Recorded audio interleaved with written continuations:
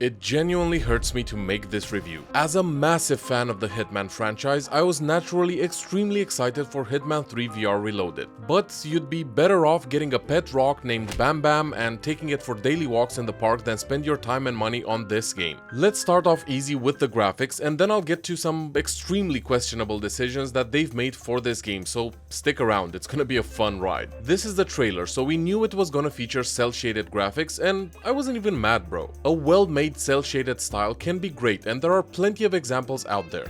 But this is the actual game, and it is not a well-made cel-shaded style VR game. Hitman 3 VR makes Rec Room look like Cyberpunk 2077, no offense to Rec Room. In fact, the graphics look so bad that it was painful to even go through a few missions to record gameplay for this video. Drop a like for my suffering and to help spread this to more people, because literally no one should be fooled into thinking this is a good game. And I'm just getting started here. On top of all that, the pop-in is some of the worst I've ever seen in any game, flat or VR. We've got a patch to fix that. Yep, the developers literally told me a patch is coming in a couple of days, and the first thing in the patch notes is, and I quote, significant improvements to LOD popping. And they even sent me a couple of videos to show me these improvements, videos in which they're still popping from just a few feet away. Not to mention that girl's t-shirt just changes color because why not? Come on guys, you genuinely have to be kidding me. Now you'd think with all of this, at least the performance is good, right?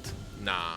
There's constant stutters even when just walking around some of the levels. But the Berlin dance floor has over 500 NPCs, a new MetaQuest record. Okay, let's talk about the Berlin level. Please note that the early access version I played has smaller crowd sizes and the frame rate still noticeably dropped when going onto the dance floor. I've even turned off the recording and restarted the game to make sure it wasn't because of that.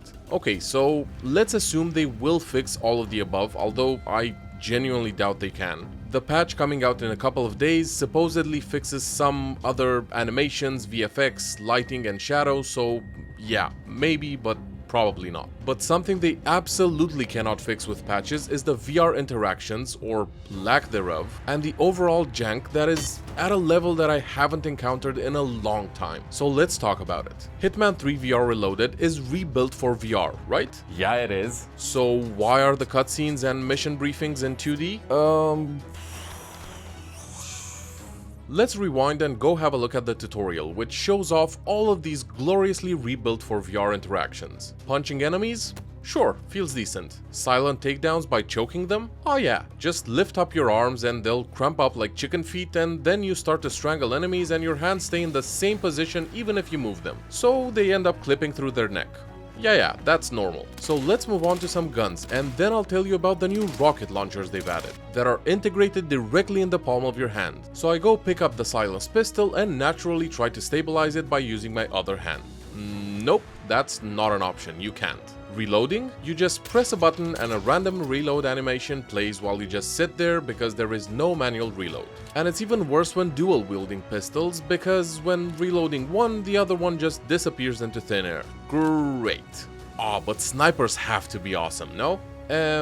Basically no, because you pick it up, raise it to your face, and it just snaps into a duck hunt simulator mode that's less immersive than the original Nintendo game. Okay, so back to the rocket launcher hands. When you pick up an object, let's say a brick, you can press the trigger and aim it at an enemy's head. When you release the trigger, the object shoots out of your hand at light speed at a very unnatural and immersion-breaking angle. But the show goes on, folks. Accessing your inventory? It's a damn menu. A menu inventory in VR. Wanna hide a body? Just hold the grip and your other arm will magically grab onto the body as well, and it is basically out of your control until you drop it. When you reach the hiding place, you hold the A button and the screen goes black for a second, then poof, the body is now hidden.